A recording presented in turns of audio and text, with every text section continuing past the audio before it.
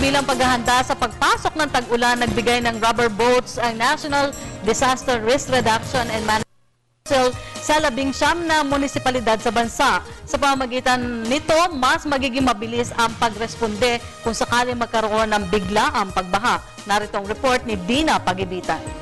Pagkatapos ng napakainit na panahon, unti-unti namang nagpaparamdam ang tag-ulan.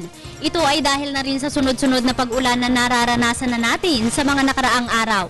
Kaya naman sa pagpapatuloy ng paghahanda ng National Disaster Risk Reduction and Management Council o NDRRMC na maiwasan na ang laki ng pinsala na maaaring maidulot ng mga kalamidad tulad ng bagyo, 26 rescue boats na nagkakahalaga ng 750,000 bawat isa ang ibinigay sa mga piling munisipalidad sa bansa. Typhoon will strike anywhere, so everybody is ready. And based on our experience also, we know where are the flood-prone areas, saan yung landslide areas. So we are now prepared to confront all these things, and the local chief executives are on top of the situation.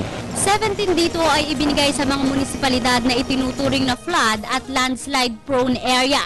2 naman sa emergency teams o AFP response teams at 7 naman mismo sa NDRRMC. Ilan lamang sa mga nabigyan ng ang Enrile Cagayan, Rodriguez Rizal, Libon Albay, Kapatagan Lanao del Norte, Lambayong Sultan Kudarat at Dolores Abra.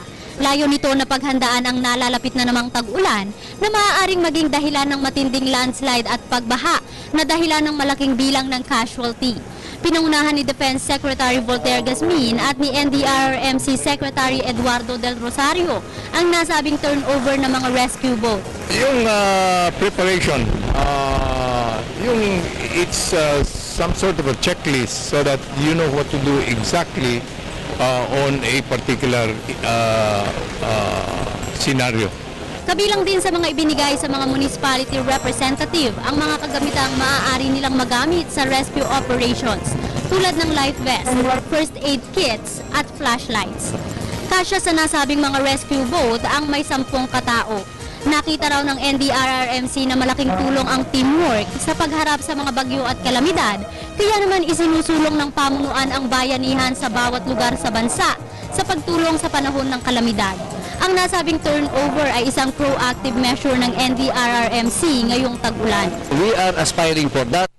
Hope nobody will suffer. Para sa Telebisyon ng Bayan, ako si Dina Pagibitan.